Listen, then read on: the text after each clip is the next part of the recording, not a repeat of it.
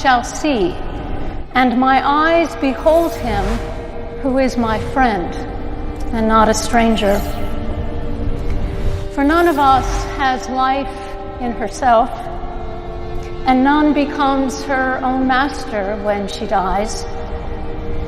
For if we have life, we are alive in the Lord, and if we die in the Lord. So then, whether we live or die, we are the Lord's possession. Happy from now on are those who die in the Lord, for they rest from their labors.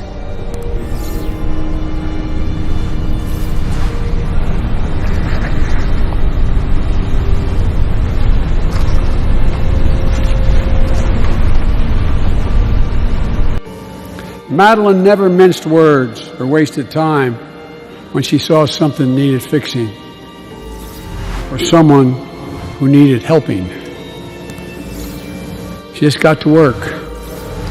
And as a member of the Senate Foreign Relations Committee from the time I was a kid, God, they were the good old days. I was the chairman or the ranking member for a good part of that time. And in the 90s, I can attest that Madeleine, with the significant help of the President of the United States, kept the committee really busy.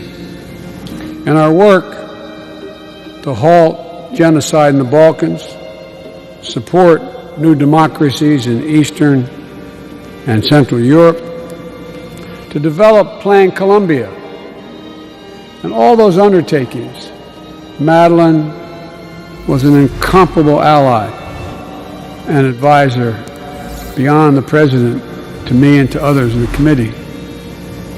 She always had a knack for explaining to the American people why it mattered to them that people everywhere in the world were struggling to breathe free. Madeleine didn't stop when she left government.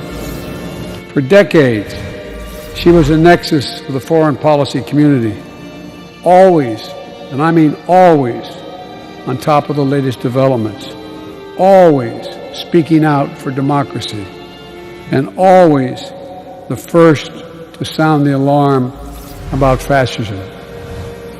Presidents and leaders around the world continue to solicit her advice, including me, when I asked her last year to chair the Defense Policy Board. I was honored to be part of her life for more than 30 years. I was thrilled when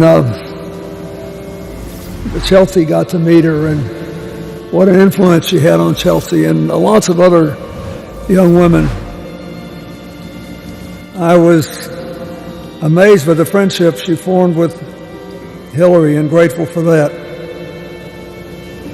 But I met her a long time ago. She was working in the Dukakis campaign, and I'm a graduate of Georgetown where she taught, so I knew her by reputation, and I knew she'd been voted the best teacher by the students twice. But when I finally met her, I realized that she was even better than advertised. She was smart, tough-minded, talented. She had a great sense of humor and a clear grasp of the post-Cold War world we were moving into. And so when I was elected, I asked Madeleine to manage the transition for the National Security Council, which wound up filled with incredibly gifted, balanced people, and we had more problems than we could say grace over, and we needed every one of them. And as I watched her more, I decided to ask her to be the ambassador to the United Nations, because her life story was about to become the story of the last part of the 20th century in much of the world, and because she could be the voice of America at its best. I was privileged to know Madeleine through many seasons of our lives, and she was always in a hurry to do good. We first met in the 1980s at a benefit for the Children's Defense Fund here in Washington. She introduced herself as a fellow Wellesley College graduate, and the seeds of our friendship were sown. We called each other 59 and 69. She was 10 years ahead of me in college, but in some ways, it might have been a different century altogether.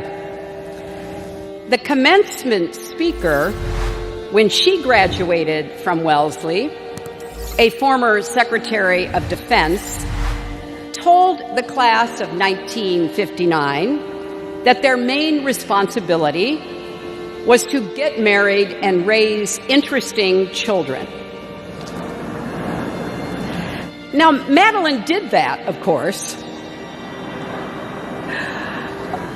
but instead of resting on her maternal laurels, or even resting while her newborn twins were in the neonatal intensive care unit, she decided, presciently, it was time to learn Russian at the local college.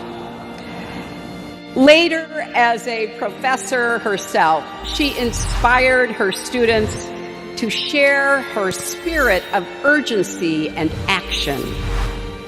Silence may be golden, she told them, but it won't win many arguments. You have to interrupt. This came in handy when Bill named her ambassador to the United Nations in 1993 and then Secretary of State in 1996. Now, it's been said that I urged my husband to nominate her as our first female Secretary of State. Unlike much that's said, this story is true. And I was thrilled when he agreed.